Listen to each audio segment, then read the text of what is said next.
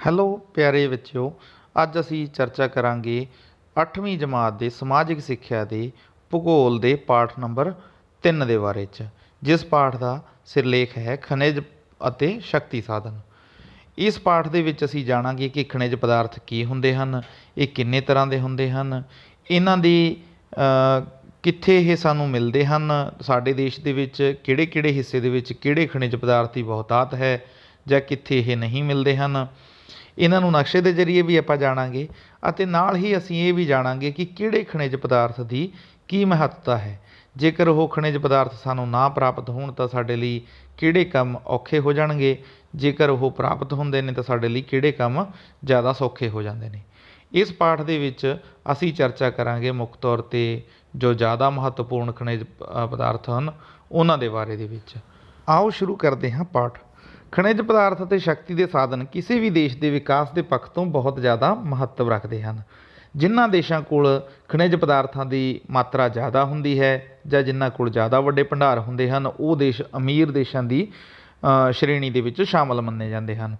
ਦੂਸਰੇ ਪਾਸੇ ਜਿਨ੍ਹਾਂ ਦੇਸ਼ਾਂ ਕੋਲ ਖਣਿਜ ਪਦਾਰਥਾਂ ਦੀ ਕਮੀ ਹੁੰਦੀ ਹੈ ਜਾਂ ਉਹਨਾਂ ਕੋਲ ਇਹਨਾਂ ਦੇ ਜ਼ਿਆਦਾ ਭੰਡਾਰ ਨਹੀਂ ਹੁੰਦੇ ਹਨ, ਉਹਨਾਂ ਦੇਸ਼ਾਂ ਨੂੰ ਆਪਣੀ ਕਮਾਈ ਦਾ ਕਾਫੀ ਜ਼ਿਆਦਾ ਹਿੱਸਾ ਇਹਨਾਂ ਖਣਿਜ ਪਦਾਰਥਾਂ ਨੂੰ ਖਰੀਦਣ 'ਤੇ ਖਰਚ ਕਰਨਾ ਪੈਂਦਾ ਹੈ, ਜਿਸ ਦਾ ਸਿੱਟਾ ਇਹ ਨਿਕਲਦਾ ਹੈ ਕਿ ਉਹ ਦੇਸ਼ ਆਰਥਿਕ ਪੱਖੋਂ ਇੰਨੇ ਜ਼ਿਆਦਾ ਮਜ਼ਬੂਤ ਨਹੀਂ ਹੁੰਦੇ ਜਿੰਨੇ ਕਿ ਇੱਕ ਖਣਿਜ ਸਾਧਨਾਂ ਨਾਲ ਜਾਂ ਖਣਿਜ ਭੰਡਾਰਾਂ ਨਾਲ ਭਰਪੂਰ ਦੇਸ਼ ਮਜ਼ਬੂਤ ਹੁੰਦੇ ਹਨ।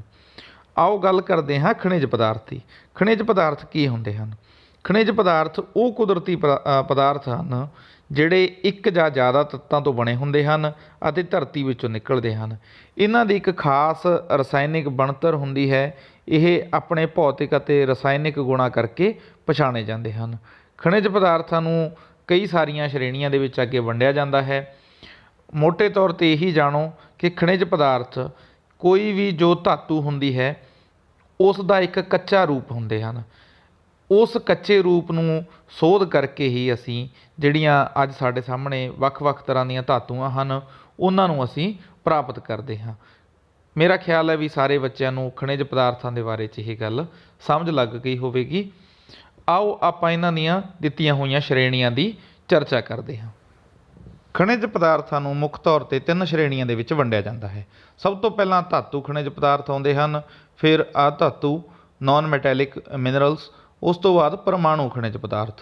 ਧਾਤੂ ਖਣਿਜ ਪਦਾਰਥਾਂ ਨੂੰ ਅੱਗੇ 2 ਭਾਗਾਂ ਦੇ ਵਿੱਚ ਵੰਡਿਆ ਜਾਂਦਾ ਹੈ, ਲੋਹ ਧਾਤੂ ਖਣਿਜ ਪਦਾਰਥ ਅਤੇ ਲੋਹੇ ਤੋਂ ਬਿਨਾਂ ਧਾਤੂ ਖਣਿਜ ਪਦਾਰਥ।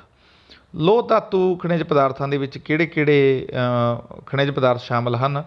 ਕੱਚਾ ਲੋਹਾ, ਮੈਗਨੀਜ਼, ਕੋਰੋਮਾਈਟ, ਨਿਕਲ, ਕੋਬਾਲਟ, ਟੰਗਸਟਨ। ਲੋਹੇ ਤੋਂ ਬਿਨਾਂ ਧਾਤੂ ਖਣਿਜ ਪਦਾਰਥਾਂ ਦੇ ਵਿੱਚ ਕਿਹੜੇ-ਕਿਹੜੇ ਖਣਿਜ ਪਦਾਰਥ ਸ਼ਾਮਲ ਹਨ? ਸੋਨਾ, ਚਾਂਦੀ, ਤਾਂਬਾ, ਸਿੱਕਾ, ਬਾਕਸਾਈਟ, ਟਿਨ, ਮੈਗਨੀਸ਼ੀਅਮ। ਜਿਵੇਂ ਕਿ ਇੱਥੇ ਨਾਂ ਤੋਂ ਹੀ ਸਪਸ਼ਟ ਹੈ, ਲੋਹ ਧਾਤੂ ਖਣਿਜ ਪਦਾਰਥ ਉਹ ਹੁੰਦੇ ਹਨ ਜਿਨ੍ਹਾਂ ਦੇ ਵਿੱਚ ਲੋਹੇ ਦੇ ਅੰਸ਼ ਪ੍ਰਾਪਤ ਹੁੰਦੇ ਹਨ ਜਾਂ ਫਿਰ ਲੋਹੇ ਦੇ ਨਾਲ ਉਹਨਾਂ ਦਾ ਕੋਈ ਕੰਬੀਨੇਸ਼ਨ ਬਣਾ ਕੇ ਕੋਈ ਹੋਰ ਚੀਜ਼ ਬਣਾਈ ਜਾ ਸਕਦੀ ਹੈ। ਲੋਹ ਧਾਤੂ ਤੋਂ ਬਿਨਾਂ ਖਣਿਜ ਪਦਾਰਥ ਉਹ ਪਦਾਰਥ ਹੁੰਦੇ ਹਨ ਜਿਨ੍ਹਾਂ ਦੇ ਵਿੱਚ ਲੋਹੇ ਨੂੰ ਅਸੀਂ ਨਹੀਂ ਮਿਲਾ ਸਕਦੇ। ਜਿਵੇਂ ਕਿ ਕਦੇ ਤੁਸੀਂ ਸੁਣਿਆ ਹੈ ਕਿ ਸੋਨੇ ਦੇ ਵਿੱਚ ਲੋਹਾ ਮਿਲਾਇਆ ਗਿਆ ਹੋਵੇ ਜਾਂ ਚਾਂਦੀ ਦੇ ਵਿੱਚ ਲੋਹਾ ਮਿਲਾਇਆ ਗਿਆ ਹੋਵੇ ਜਾਂ ਫਿਰ ਤਾਂਬੇ ਦੇ ਵਿੱਚ। ਅਜਿਹਾ ਨਹੀਂ ਹੁੰਦਾ ਹੈ। ਨਾ ਤਾਂ ਇਹਨਾਂ ਦੇ ਜੋ ਕੱਚੇ ਖਣਿਜ ਪਦਾਰਥ ਨੇ ਉਹਨਾਂ ਦੇ ਵਿੱਚ ਇਹ ਸਾਨੂੰ ਲੋਹੇ ਵਰਗੇ ਤੱਤ ਪ੍ਰਾਪਤ ਹੁੰਦੇ ਹਨ ਅਤੇ ਨਾ ਹੀ ਇਹ ਲੋਹੇ ਦੇ ਨਾਲ ਕੋਈ ਇੱਕ ਵਧੀਆ ਬੰਧ ਬਣਾਉਂਦੇ ਹਨ। ਅੱਗੇ ਫਿਰ ਚੱਲਦੇ ਹਾਂ ਆਪਾਂ ਅਧਾਤੂ ਖਣਿਜ ਪਦਾਰਥਾਂ ਵੱਲ। ਅਧਾਤੂ ਖਣਿਜ ਪਦਾਰਥ ਜਿਨ੍ਹਾਂ ਨੂੰ ਨਾਨ ਮੈਟੈਲਿਕ ਮਿਨਰਲਸ ਕਿਹਾ ਜਾਂਦਾ ਹੈ, ਇਹਨਾਂ ਦੇ ਵਿੱਚ ਸ਼ਾਮਲ ਹਨ ਅਬਰਖ, ਚੂਨੇ ਦਾ ਪੱਥਰ, ਡੋਲੋਮਾਈਟ, ਹੀਰਾ, ਜਿਪਸਮ ਆਦਿ। ਇਹ ਤੁਸੀਂ ਅਕਸਰ ਹੀ ਸੁਣੇ ਹੋਣਗੇ। ਇਸ ਤੋਂ ਬਾਅਦ ਹਨ ਪਰਮਾਣੂ ਖਣਿਜ ਪਦਾਰਥ। ਪਰਮਾਣੂ ਖਣਿਜ ਪਦਾਰਥਾਂ ਦੇ ਵਿੱਚ ਕਿਹੜੇ ਤੱਤ ਸ਼ਾਮਲ ਹਨ? ਯੂਰੇਨੀਅਮ, ਥੋਰੀਅਮ, ਲਿਥੀਅਮ ਅਤੇ ਬੇਰੀਅਮ ਅਤੇ ਹੋਰ ਵੀ ਕਈ ਤਰ੍ਹਾਂ ਦੇ ਖਣਿਜ ਪਦਾਰਥ ਪਰਮਾਣੂ ਖਣਿਜ ਪਦਾਰਥਾਂ ਦੇ ਵਿੱਚ ਸ਼ਾਮਲ ਹਨ।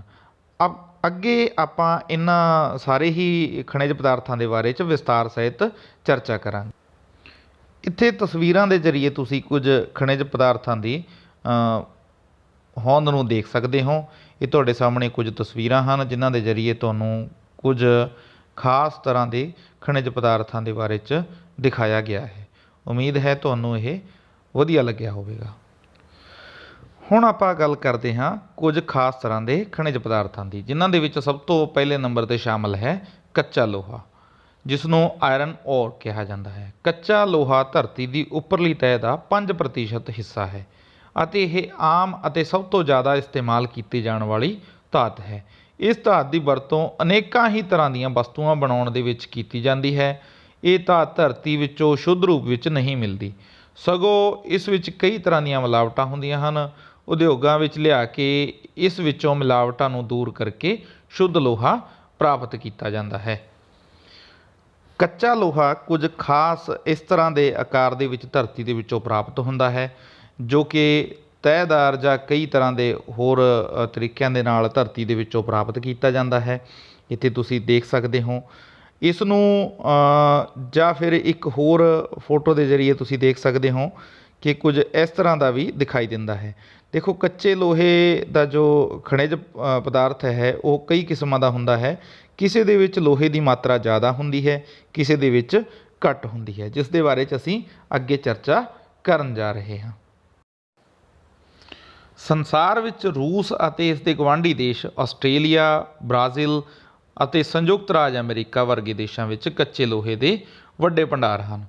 ਭਾਰਤ ਦੇਸ਼ ਸੰਸਾਰ ਦਾ 5.55% ਕੱਚਾ ਲੋਹਾ ਪੈਦਾ ਕਰਦਾ ਹੈ। ਸਾਡੇ ਦੇਸ਼ ਵਿੱਚ ਲਗਭਗ ਹਰੇਕ ਕਿਸਮ ਦਾ ਕੱਚਾ ਲੋਹਾ ਮਿਲਦਾ ਹੈ, ਪਰੰਤੂ ਹੈਮੇਟਾਈਟ ਕਿਸਮ ਪ੍ਰਮੁੱਖ ਹੈ। ਕੱਚਾ ਲੋਹਾ ਪੈਦਾ ਕਰਨ ਵਾਲੇ ਮੁੱਖ ਖੇਤਰ ਹਨ ਬਿਹਾਰ, ਉੜੀਸਾ, ਮੱਧ ਪ੍ਰਦੇਸ਼, ਗੋਆ, ਆਂਧਰਾ ਪ੍ਰਦੇਸ਼, ਛੱਤੀਸਗੜ੍ਹ, ਝਾਰਖੰਡ ਅਤੇ ਤਮਿਲਨਾਡੂ। ਝਾਰਖੰਡ ਦੇ ਸਿੰਗਭੂਮ, ਉੜੀਸਾ ਦੇ ਮਯੂਰਭੰਜ, ਛੱਤੀਸਗੜ੍ਹ ਦੇ ਦੁਰਗ ਅਤੇ ਬਸਤਰ, ਕਰਨਾਟਕ ਦੇ ਮੈਸੂਰ, ਬੇਲਾਰੀ, ਧਾਰਵਾੜ ਇਲਾਕੇ ਚੰਗੀ ਕਿਸਮ ਦੇ ਕੱਚੇ ਲੋਹੇ ਵਾਸਤੇ ਪ੍ਰਸਿੱਧ ਹਨ। ਦੇਖੋ, ਇੱਥੇ ਇੱਕ ਚੀਜ਼ ਨੋਟ ਕਰਨ ਲਾਇਕ ਹੈ ਕਿ ਭਾਰਤ ਕੋਲੇ ਕਿੰਨੇ ਪ੍ਰਤੀਸ਼ਤ ਕੱਚਾ ਲੋਹਾ ਸੰਸਾਰ ਦਾ ਪੈਦਾ ਕਰਦਾ ਹੈ ਅਤੇ ਕਿਹੜੀ ਕਿਸਮ ਦਾ ਲੋਹਾ ਸਭ ਤੋਂ ਜ਼ਿਆਦਾ ਹੈ। ਇਸ ਤੋਂ ਬਾਅਦ ਅਗਲੀ ਇੰਪੋਰਟੈਂਟ ਗੱਲ ਨੂੰ ਅਸੀਂ ਨਕਸ਼ੇ ਦੇ ਉੱਪਰ ਡਿਸਕਸ ਕਰਨ ਜਾ ਰਹੇ ਹਾਂ। ਅਸੀਂ ਮੁੱਖ ਤੌਰ 'ਤੇ ਨਕਸ਼ੇ ਦੇ ਉੱਪਰ ਫੋਕਸ ਕਰਾਂਗੇ ਭਾਰਤ ਦੇ ਵਿੱਚ ਕਿਸੇ ਵੀ ਖਣਿਜ ਪਦਾਰਥ ਦੇ ਮਿਲਣ ਵਾਲੇ ਖੇਤਰਾਂ ਬਾਰੇ। ਸੰਸਾਰ ਦੇ ਵਿੱਚ ਮਿਲਣ ਵਾਲੇ ਖੇਤਰਾਂ ਦੇ ਬਾਰੇ 'ਚ ਸਾਨੂੰ ਸਰਸਰੀ ਤੌਰ 'ਤੇ ਪਤਾ ਹੋਣਾ ਚਾਹੀਦਾ ਹੈ। ਮੁੱਖ ਤੌਰ 'ਤੇ ਸਾਡੇ ਸਿਲੇਬਸ ਦੇ ਵਿੱਚ ਭਾਰਤ ਦੇ ਨਕਸ਼ੇ ਦੇ ਸੰਬੰਧ ਨਾਲ ਹੀ ਕੁਐਸਚਨ ਪੁੱਛੇ ਜਾਣਗੇ। ਵੈਸੇ ਇਹ ਇੱਥੇ ਯਾਦ ਰੱਖਣਾ ਹੈ ਕਿ ਇਹ ਪੂਰੀ ਤਰ੍ਹਾਂ ਨਾਲ ਸੰਸਾਰ ਦੇ ਨਕਸ਼ੇ ਨੂੰ ਛੱਡ ਨਹੀਂ ਦੇਣਾ, ਉਸ ਨੂੰ ਵੀ ਆਪਣੀ ਕਿਤਾਬ ਦੀ ਮਦਦ ਦੇ ਨਾਲ ਦੇਖਣਾ ਜ਼ਰੂਰੀ ਹੈ। ਇੱਥੇ ਇੱਕ ਨਕਸ਼ੇ ਦੇ ਜ਼ਰੀਏ ਤੁਸੀਂ ਸਰਕਲ ਕੀਤੇ ਹੋਏ ਏਰੀਆਜ਼ ਨੂੰ ਦੇਖ ਸਕਦੇ ਹੋ, ਜੋ ਸਰਕਲ ਦੇ ਵਿੱਚ ਜਾਂ ਇੱਕ ਸਪੈਸੀਫਿਕ ਪੈਟਰਨ ਦੇ ਵਿੱਚ ਦਿਖਾਇਆ ਗਿਆ ਹੈ। ਇਹ ਸਾਰਾ ਹੀ ਏਰੀਆ ਕੱਚਾ ਲੋਹਾ ਪੈਦਾ ਕਰਨ ਵਾਲਾ ਹੈ, ਜਿਸ ਦੇ ਵਿੱਚ ਨੰਬਰ 1 ਜਿੱਥੇ ਮਾਰਕ ਹੈ ਇਹ ਸਾਰਾ ਇਲਾਕਾ ਬਿਹਾਰ, ਉੜੀਸਾ ਬੈਲਟ ਦਾ ਹੈ। ਇਸ ਤੋਂ ਬਾਅਦ ਜੋ 2 ਨੰਬਰ ਨਾਲ ਮਾਰਕ ਹੈ ਇਸ ਨੂੰ ਛੱਤੀਸਗੜ੍ਹ ਮਹਾਰਾਸ਼ਟਰਾ ਬੈਲਟ ਆਖ ਦਿੰਦੇ ਹਨ। ਜੋ 3 ਨੰਬਰ ਦੇ ਨਾਲ ਮਾਰਕ ਹੈ ਇਸ ਨੂੰ ਕਰਨਾਟਕਾ ਬੈਲਟ ਆਖ ਦਿੰਦੇ ਹਨ। ਜੋ 4 ਨੰਬਰ ਦੇ ਨਾਲ ਮਾਰਕ ਹੈ ਇਸ ਨੂੰ ਤਾਮਿਲਨਾਡੂ ਬੈਲਟ, ਅਤੇ ਜੋ 5 ਨੰਬਰ ਦੇ ਨਾਲ ਮਾਰਕ ਹੈ ਇਸ ਨੂੰ ਗੋਆ ਰਤਨਾਗਿਰੀ ਬੈਲਟ ਆਖ ਦਿੰਦੇ ਹਨ। ਇੱਕ ਵਾਰ ਆਪਣੇ ਕਿਤਾਬ ਦੇ ਪਿੱਛੇ ਬਣੇ ਹੋਏ ਖਾਲੀ ਨਕਸ਼ਿਆਂ ਦੇ ਵਿੱਚ ਇਹਨਾਂ ਬੈਲਟਸ ਨੂੰ ਪੂਰੀ ਚੰਗੀ ਤਰ੍ਹਾਂ ਨਾਲ ਆਪਣੇ ਮਾਈਂਡ ਦੇ ਵਿੱਚ ਰੱਖਦੇ ਹੋਏ ਭਰ ਕੇ ਸਾਰੇ ਹੀ ਬੱਚੇ ਅਭਿਆਸ ਕਰੋ। ਅਗਲੀ ਗੱਲ ਇਹ ਹੈ ਕਿ ਕੱਚੇ ਲੋਹੇ ਤੋਂ ਬਣਦਾ ਕੀ ਹੈ। ਦੇਖੋ, ਤੁਹਾਡੇ ਸਾਹਮਣੇ ਇੱਕ ਤਸਵੀਰ ਦੇ ਜ਼ਰੀਏ ਕੱਚੇ ਲੋਹੇ ਤੋਂ ਬਣੀਆਂ ਹੋਈਆਂ ਜੋ ਚਾਦਰਾਂ ਹਨ ਉਹਨਾਂ ਨੂੰ ਰੋਲ ਕੀਤਾ ਗਿਆ ਹੈ। ਇਹ ਚਾਦਰਾਂ ਦੇ ਰੋਲ ਤੁਸੀਂ ਦੇਖੇ ਹੋਣਗੇ ਅਕਸਰ ਹੀ ਸ਼ਹਿਰ ਜਾ ਕੇ। ਇਹਨਾਂ ਚਾਦਰਾਂ ਤੋਂ ਹੀ ਸਾਡੇ ਆਲੇ ਦੁਆਲੇ ਬਹੁਤ ਸਾਰਾ ਸਮਾਨ ਸਾਨੂੰ ਦੇਖਣ ਨੂੰ ਮਿਲਦਾ ਹੈ। ਤੁਸੀਂ ਆਪਣੇ ਆਲੇ ਦੁਆਲੇ ਲੋਹੇ ਦੇ ਬਣੇ ਹੋਏ ਸਮਾਨ ਨੂੰ ਕਾਊਂਟ ਕਰ ਸਕਦੇ ਹੋ ਅਤੇ ਗਣਨਾ ਕਰੋ ਕਿ ਤੁਸੀਂ ਆਲੇ ਦੁਆਲੇ ਕਿੰਨਾ ਕੁ ਜ਼ਿਆਦਾ ਲੋਹੇ ਤੋਂ ਘਿਰੇ ਹੋਏ ਹੋ। ਅਗਲੇ ਟੌਪਿਕ ਵੱਲ ਚੱਲਦੇ ਹਾਂ। ਅਗਲਾ ਟੌਪਿਕ ਹੈ ਮੈਗਨੀਜ਼। ਮੈਗਨੀਜ਼ ਵੀ ਇੱਕ ਲੋਹ ਧਾਤ ਦੇ ਵਿੱਚ ਮੰਨਿਆ ਜਾਂਦਾ ਹੈ। ਇਹ ਵੀ ਇੱਕ ਅਜਿਹਾ ਖਣਿਜ ਪਦਾਰਥ ਹੈ ਜਿਹੜਾ ਲੋਹਾ ਅਤੇ ਸਟੀਲ ਬਣਾਉਣ ਦੇ ਕੰਮ ਆਉਂਦਾ ਹੈ। ਅਸੀਂ ਪਹਿਲਾਂ ਹੀ ਜ਼ਿਕਰ ਕਰ ਚੁੱਕੇ ਹਾਂ ਕਿ ਜਿਹੜੇ ਲੋਹ ਧਾਤੂ ਹਨ ਉਹਨਾਂ ਦੇ ਵਿੱਚ ਮੈਗਨੀਜ਼ ਦਾ ਵੀ ਇੱਕ ਨਾਮ ਸੀ। ਉੱਥੇ ਅਸੀਂ ਚਰਚਾ ਕੀਤੀ ਸੀਗੀ ਕਿ ਲੋਹ ਧਾਤੂ ਕਿਹੜੇ ਹੁੰਦੇ ਹਨ। ਮੇਰਾ ਖਿਆਲ ਹੈ ਵੀ ਉਹ ਬਹੁਤੇ ਬੱਚਿਆਂ ਨੂੰ ਗੱਲ ਯਾਦ ਆਈ ਹੋਏਗੀ। ਤੁਸੀਂ ਇੱਥੇ ਦੇਖ ਸਕਦੇ ਹੋ ਕਿ ਮੈਗਨੀਜ਼ ਦਾ ਜੋ ਵਰਤੋਂ ਹੈ ਇਹ ਲੋਹੇ ਅਤੇ ਸਟੀਲ ਬਣਾਉਣ ਦੇ ਕੰਮ ਵਿੱਚ ਆਉਂਦੀ ਹੈ। ਇਸ ਦੀ ਸਭ ਤੋਂ ਵੱਡੀ ਵਰਤੋਂ ਲੋਹੇ ਦਾ ਮਿਸ਼ਰਣ ਬਣਾਉਣ ਵਿੱਚ ਹੁੰਦੀ ਹੈ। ਜਿਹੜੇ ਕਿ ਅਲੋਏ ਵੀਲ ਤੁਸੀਂ ਅਕਸਰ ਦੇਖੇ ਹੋਣਗੇ ਉਹ ਮੈਗਨੀਜ਼ ਦੀ ਵਰਤੋਂ ਦੇ ਨਾਲ ਹੀ ਬਣਦੇ ਹਨ। 1 ਟਨ ਸਟੀਲ ਬਣਾਉਣ ਲਈ ਲਗਭਗ 6 ਕਿਲੋਗ੍ਰਾਮ ਮੈਗਨੀਜ਼ ਦੀ ਵਰਤੋਂ ਕੀਤੀ ਜਾਂਦੀ ਹੈ। ਮੈਗਨੀਜ਼ ਦੀ ਵਰਤੋਂ ਬਲੀਚਿੰਗ ਪਾਊਡਰ, ਕੀੜੇ ਮਾਰ ਦਵਾਈਆਂ, ਪੇਂਟ, ਬੈਟਰੀਜ਼ ਆਦਿ ਬਣਾਉਣ ਵਿੱਚ ਵੀ ਕੀਤੀ ਜਾਂਦੀ ਹੈ।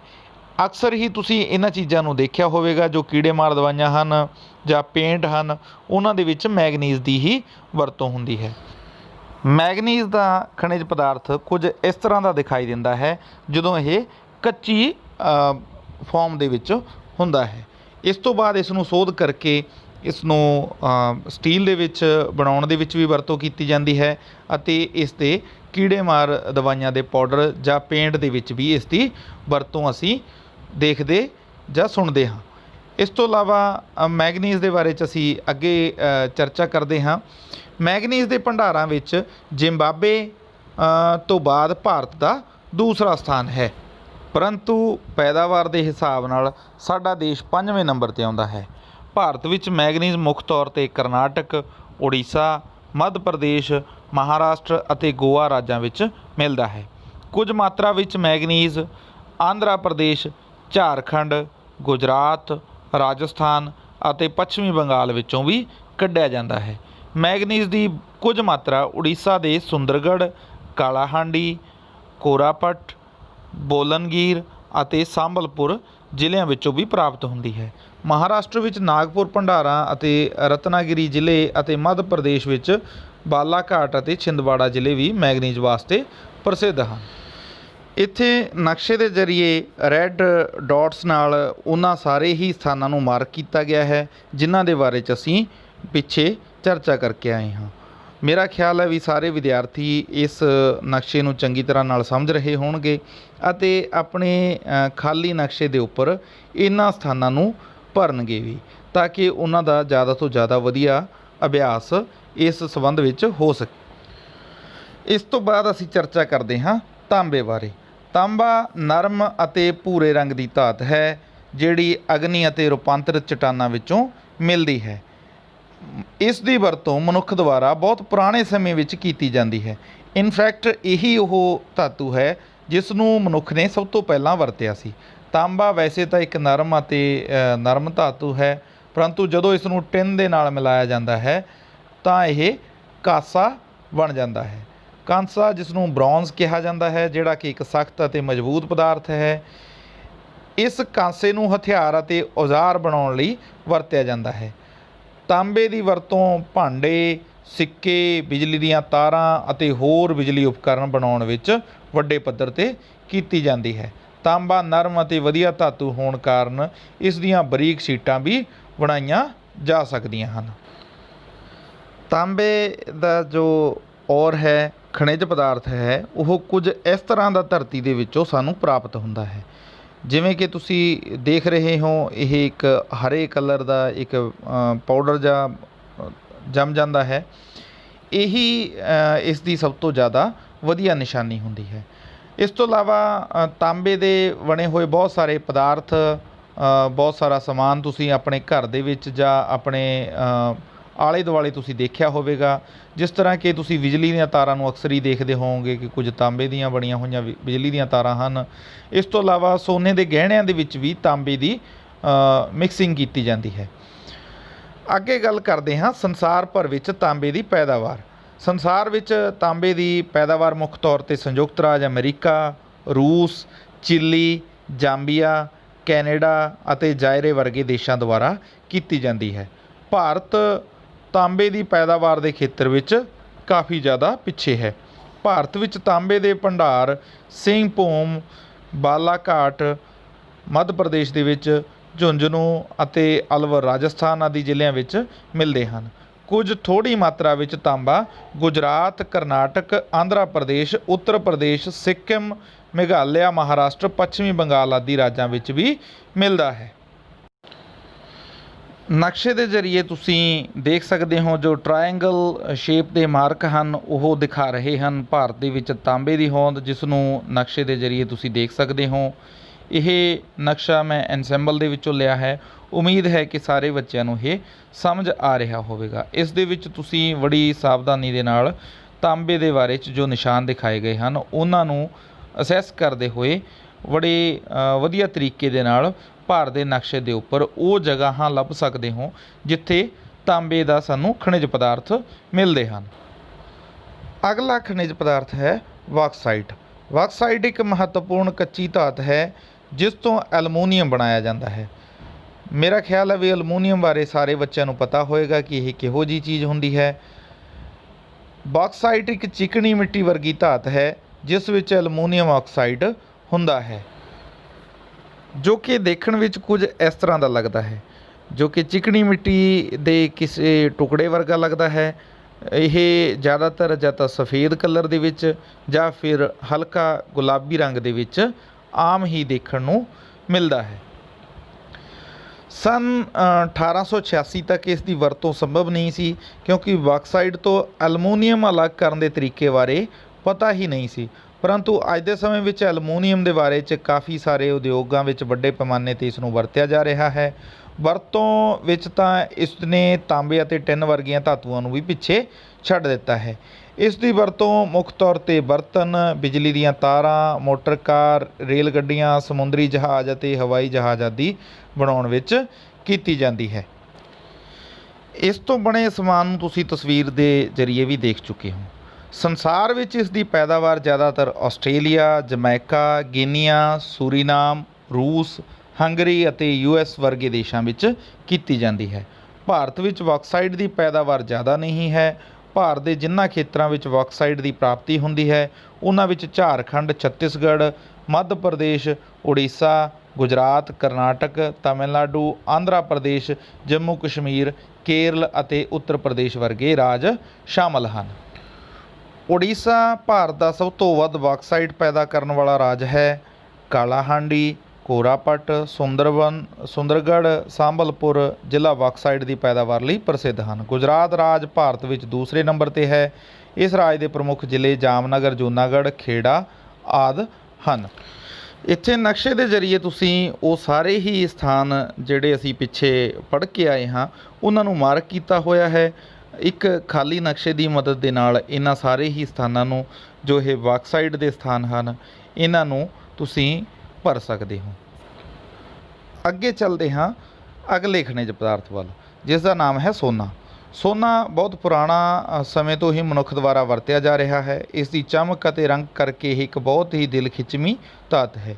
ਇਸ ਤੋਂ ਗਹਿਣੇ ਅਤੇ ਹੋਰ ਕੀਮਤੀ ਸਜਾਵਟੀ ਚੀਜ਼ਾਂ ਬਣਾਈਆਂ ਜਾਂਦੀਆਂ ਹਨ। ਇਸ ਦੇ ਬਾਰੇ 'ਚ ਤੁਸੀਂ ਆਪਣੇ ਘਰ ਦੇ ਵਿੱਚ ਵੱਡਿਆਂ ਤੋਂ ਅਕਸਰ ਹੀ ਗੱਲ ਕਰਦੇ ਹੋਏ ਸੁਣਿਆ ਹੋਵੇਗਾ ਕਿ ਸੋਨਾ ਕੀ ਚੀਜ਼ ਹੈ। ਇਸ ਦੀ ਘੱਟ ਪੈਦਾਵਾਰ ਅਤੇ ਜ਼ਿਆਦਾ ਮੰਗ ਕਰਕੇ ਇਹ ਬਹੁਤ ਹੀ ਮਹਿੰਗੀ ਧਾਤ ਬਣ ਗਈ ਹੈ। ਇਸ ਦੀ ਵਰਤੋਂ ਦੰਦਾਂ ਦੀ ਸਜਾਵਟ, ਸੋਨ ਪੱਤਰ ਚਾੜਨ ਜਾਂ ਕੁਝ ਦਵਾਈਆਂ ਵਿੱਚ ਵੀ ਕੀਤੀ ਜਾਂਦੀ ਹੈ।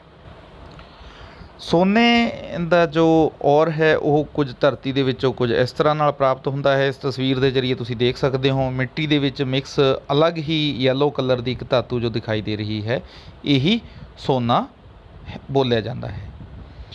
ਸੰਸਾਰ ਦਾ ਸਭ ਤੋਂ ਵੱਧ ਸੋਨਾ ਪੈਦਾ ਕਰਨ ਵਾਲਾ ਦੇਸ਼ ਦੱਖਣੀ ਅਫਰੀਕਾ ਹੈ। ਇਹ ਫਿਗਰ ਉੱਪਰ ਨੀਚੇ ਹੁੰਦੀ ਰਹਿੰਦੀ ਹੈ, ਕਦੇ ਚਾਈਨਾ ਵੀ ਇਸ ਨੂੰ ਓਵਰਟੇਕ ਕਰ ਲੈਂਦਾ ਹੈ। ਇਹ ਇਕੱਲਾ ਦੇਸ਼ ਹੀ ਸੰਸਾਰ ਦਾ ਲਗਭਗ 70% ਸੋਨਾ ਪੈਦਾ ਕਰਦਾ ਹੈ। Canada, Japan, USA, Australia, Philippines ਅਤੇ ਘਾਨਾ ਵਰਗੇ ਦੇਸ਼ ਵੀ ਸੋਨਾ ਪੈਦਾ ਕਰਦੇ ਹਨ। ਸੰਸਾਰ ਦੇ ਹਰੇਕ ਦੇਸ਼ ਵਿੱਚੋਂ ਲਗਭਗ ਸੋਨਾ ਨਿਕਲਦਾ ਹੈ। ਭਾਰਤ ਸੰਸਾਰ ਦਾ ਲਗਭਗ 0.75% ਸੋਨਾ ਪੈਦਾ ਕਰਦਾ ਹੈ। ਕਰਨਾਟਕ ਭਾਰਤ ਦਾ ਸਭ ਤੋਂ ਵੱਧ ਸੋਨਾ ਪੈਦਾ ਕਰਨ ਵਾਲਾ ਰਾਜ ਹੈ। ਦੇਸ਼ ਵਿੱਚ ਸੋਨਾ ਪੈਦਾ ਕਰਨ ਵਾਲੇ 3 ਮੁੱਖ ਖੇਤਰ ਕੋਲਾਰ ਜ਼ਿਲ੍ਹਾ, ਕੋਲਾਰ ਹੱਟੀ ਜ਼ਿਲ੍ਹਾ, ਰਾਏਪੁਰ ਦੋਵੇਂ ਕਰਨਾਟਕ ਵਿੱਚ, ਰਾਮਗਿਰੀ ਜ਼ਿਲ੍ਹਾ, ਅਨੰਤਪੁਰ ਆਂਧਰਾ ਪ੍ਰਦੇਸ਼ ਵਿੱਚ ਸ਼ਾਮਲ ਹਨ। ਇਸ ਤੋਂ ਇਲਾਵਾ ਕੁਝ ਸੋਨਾ ਝਾਰਖੰਡ ਅਤੇ ਕੇਰਲ ਰਾਜ ਤੋਂ ਵੀ ਪ੍ਰਾਪਤ ਹੁੰਦਾ ਹੈ। ਇੱਥੇ ਇੱਕ ਨਕਸ਼ੇ ਦੇ ਜ਼ਰੀਏ ਜੋ ਰੈੱਡ ਕਲਰ ਦੇ ਵਿੱਚ ਮਾਰਕ ਹੈ, ਉਹ ਸਾਰੇ ਹੀ ਸਥਾਨ ਜੋ ਅਸੀਂ ਪਿੱਛੇ ਚਰਚਾ ਕਰਕੇ ਆਏ ਹਾਂ ਉਹ ਇੱਥੇ ਦਿਖਾਏ ਗਏ ਹਨ। ਤੁਸੀਂ ਇੱਕ ਨਕਸ਼ੇ 'ਤੇ ਇਸ ਨੂੰ ਭਰ ਕੇ ਆਪਣੇ ਦਿਮਾਗ ਦੇ ਵਿੱਚ ਚੰਗੀ ਤਰ੍ਹਾਂ ਨਾਲ ਬਿਠਾ ਸਕਦੇ ਹੋ। ਅਗਲਾ ਖਣਿਜ ਹੈ ਅਬਰਕ। ਅਬਰਕ ਕਾਲੇ, ਭੂਰੇ ਜਾਂ ਸਫੇਦ ਰੰਗ ਦਾ ਪਾਰਦਰਸ਼ੀ ਪਦਾਰਥ ਹੁੰਦਾ ਹੈ। ਇਹ ਛੋਟੀਆਂ-ਛੋਟੀਆਂ ਤਹਿਾਂ ਵਿੱਚ ਟੁੱਟ ਜਾਂਦਾ ਹੈ। ਅਬਰਕ ਇੱਕ ਧਾਤੂ ਖਣਿਜ ਪਦਾਰਥ ਹੈ ਅਤੇ ਅਗਨੀ ਚਟਾਨਾਂ ਵਿੱਚੋਂ ਪ੍ਰਾਪਤ ਹੁੰਦਾ ਹੈ, ਜੋ ਕਿ ਦੇਖਣ ਦੇ ਵਿੱਚ ਕੁਝ ਇਸ ਤਰ੍ਹਾਂ ਦਾ ਹੁੰਦਾ ਹੈ। ਦੇਖ ਰਹੇ ਹੋ ਕਿ ਤਹਿਾਂ ਦੇ ਵਿੱਚ ਟੁੱਟਿਆ ਹੋਇਆ ਟੁਕੜਿਆਂ ਦੇ ਵਿੱਚ ਮਿਲਦਾ ਹੈ। ਇਸ ਤੋਂ ਬਾਅਦ ਅਸੀਂ ਚਰਚਾ ਕਰ ਲੈਂਦੇ ਹਾਂ ਇਸ ਦੀ ਵਰਤੋਂ ਦੀ। ਇਹ ਬਿਜਲੀ ਦਾ ਇੱਕ ਕੁਚਾਲਕ ਹੈ, ਯਾਨੀ ਕਿ ਇਹ ਆਪਣੇ ਵਿੱਚੋਂ ਕਰੰਟ ਨਹੀਂ ਪਾਸ ਹੋਣ ਦਿੰਦਾ। ਇਸ ਕਰਕੇ ਬਿਜਲੀ ਦੇ ਸਮਾਨ ਦੇ ਵਿੱਚ ਇਸ ਨੂੰ ਇਨਸੂਲੇਟਰ ਦੇ ਤੌਰ 'ਤੇ ਵਰਤਿਆ ਜਾਂਦਾ ਹੈ। ਜਿਸ ਤਰ੍ਹਾਂ ਤੁਸੀਂ ਇਸ ਪਿਕਚਰ ਦੇ ਵਿੱਚ ਦੇਖ ਰਹੇ ਹੋ, ਇਹ ਜਿੱਥੇ ਕਿਤੇ ਬਿਜਲੀ ਦੇ ਨਟ ਜਾਂ ਪੇਚ ਜੋੜੇ ਜਾਂਦੇ ਹਨ ਉੱਥੇ ਇਸ ਦੀ ਵਰਤੋਂ ਕੀਤੀ ਜਾਂਦੀ ਹੈ। ਇਸ ਨੂੰ ਬਿਜਲੀ ਦੀਆਂ ਪ੍ਰੈਸਾਂ, ਭੱਠੀਆਂ, ਰੇਡੀਓ, ਟੈਲੀਵਿਜ਼ਨ ਆਦਿ ਵਿੱਚ ਵਰਤਿਆ ਜਾਂਦਾ ਹੈ। ਅਬਰਕ ਪੈਦਾ ਕਰਨ ਵਾਲੇ ਮੁੱਖ ਦੇਸ਼ਾਂ ਦੇ ਵਿੱਚ ਹਨ USA, ਰੂਸ, ਭਾਰਤ, ਫਰਾਂਸ, ਅਰਜਨਟੀਨਾ ਅਤੇ ਦੱਖਣੀ ਕੋਰੀਆ। ਪੈਦਾਵਾਰ ਦੇ ਹਿਸਾਬ ਨਾਲ ਭਾਰਤ ਇਸ ਵਿੱਚ ਸਭ ਦੇਸ਼ਾਂ ਤੋਂ ਅੱਗੇ ਰਿਹਾ ਹੈ, ਪਰੰਤੂ ਅੱਜ ਦੇ ਸਮੇਂ ਵਿੱਚ ਇਸ ਦੀ ਪੈਦਾਵਾਰ ਘਟ ਰਹੀ ਹੈ। ਪੈਦਾਵਾਰ ਘਟਣ ਦੇ ਮੁੱਖ ਕਾਰਨ ਵਿਦੇਸ਼ਾਂ ਵਿੱਚ ਇਸ ਦੀ ਘੱਟ ਮੰਗ ਅਤੇ ਇਸ ਦੀ ਜਗ੍ਹਾ 'ਤੇ ਵਰਤੇ ਜਾਣ ਵਾਲੇ ਪਲਾਸਟਿਕ ਵਰਗੇ ਹੋਰ ਪਦਾਰਥ ਹਨ। ਭਾਰਤ ਦੀ ਕੁੱਲ ਪੈਦਾਵਾਰ ਦਾ 95% ਅਬਰਕ 3 ਰਾਜਾਂ ਆਂਧਰਾ ਪ੍ਰਦੇਸ਼, ਰਾਜਸਥਾਨ, ਝਾਰਖੰਡ ਤੋਂ ਪ੍ਰਾਪਤ ਹੁੰਦਾ ਹੈ। ਬਿਹਾਰ, ਗੁਜਰਾਤ, ਕੇਰਲਾ, ਮੱਧ ਪ੍ਰਦੇਸ਼, ਛੱਤੀਸਗੜ੍ਹ, ਹਿਮਾਚਲ ਪ੍ਰਦੇਸ਼ ਆਦਿ ਰਾਜਾਂ ਵਿੱਚ ਵੀ ਅਬਰਕ ਪੈਦਾ ਹੁੰਦਾ ਹੈ। ਦੇਸ਼ ਦੇ ਮੁੱਖ ਜ਼ਿਲ੍ਹੇ ਨਲੌਰ, ਵਿਸ਼ਾਖਾਪਟਨਮ, ਕ੍ਰਿਸ਼ਨਾ ਆਂਧਰਾ ਪ੍ਰਦੇਸ਼ ਵਿੱਚ, ਜੈਪੁਰ, ਉਦੈਪੁਰ, ਭੀਲਵਾੜਾ ਰਾਜਸਥਾਨ ਦੇ ਵਿੱਚ, ਗਿਆ, ਹਜ਼ਾਰੀਬਾਗ ਬਿਹਾਰ ਅਬਰਕ ਪੈਦਾ ਕਰਨ ਲਈ ਪ੍ਰਸਿੱਧ ਹਨ। ਇੱਥੇ ਨਕਸ਼ੇ ਦੇ ਜ਼ਰੀਏ ਜੋ ਡਾਰਕ ਕਲਰ ਦੇ ਵਿੱਚ ਸਟੇਟਸ ਦਿਖਾਈਆਂ ਗਈਆਂ ਹਨ, ਇਹ ਅਬਰਕ ਪੈਦਾ ਕਰਨ ਵਾਲੇ ਮੁੱਖ ਰਾਜ ਹਨ। ਜਿਵੇਂ ਕਿ ਅਸੀਂ ਰਾਜਸਥਾਨ ਦਾ ਜ਼ਿਕਰ ਇੱਥੇ ਪੜ੍ਹਿਆ ਸੀ, ਇਸ ਤੋਂ ਇਲਾਵਾ ਝਾਰਖੰਡ ਅਤੇ ਆਂਧਰਾ ਪ੍ਰਦੇਸ਼ ਦੇ ਵਿੱਚ। ਇਸ ਦੇ ਨਾਲ ਹੀ ਪਿਆਰੇ ਵਿਦਿਆਰਥੀਓ, ਅੱਜ ਦਾ ਇਹ ਲੈਕਚਰ ਸਮਾਪਤ ਹੁੰਦਾ ਹੈ। ਬਾਕੀ ਦੇ ਪਾਠ ਦੀ ਅਸੀਂ ਚਰਚਾ ਅਗਲੇ ਕਲਾਸ ਦੇ ਵਿੱਚ ਕਰਾਂਗੇ। ਉਮੀਦ ਹੈ ਤੁਹਾਨੂੰ ਇਹ ਲੈਕਚਰ ਪਸੰਦ ਆਇਆ ਹੋਵੇਗਾ। ਜੇਕਰ ਤੁਹਾਨੂੰ ਇਹ ਵਧੀਆ ਲੱਗਿਆ ਤਾਂ ਇਸ ਨੂੰ ਆਪਣੇ ਹਮਜਮਾਤੀਆਂ ਦੇ ਵਿੱਚ ਸ਼ੇਅਰ ਕਰੋ, ਲਾਈਕ ਕਰੋ। ਜੇਕਰ ਕੋਈ ਵੀ ਤੁਹਾਨੂੰ ਪ੍ਰੋਬਲਮ ਲੱਗਦੀ ਹੈ ਤਾਂ ਕਮੈਂਟ ਕਰੋ, ਮੈਨੂੰ ਮੇਰੇ ਫ਼ੋਨ ਦੇ ਉੱਪਰ ਮੈਸੇਜ ਕਰਕੇ ਦੱਸ ਸਕਦੇ ਹੋ। ਲੈਕਚਰ ਸੁਣਨ ਦੇ ਲਈ ਤੁਹਾਡਾ ਸਾਰਿਆਂ ਦਾ ਧੰਨਵਾਦ।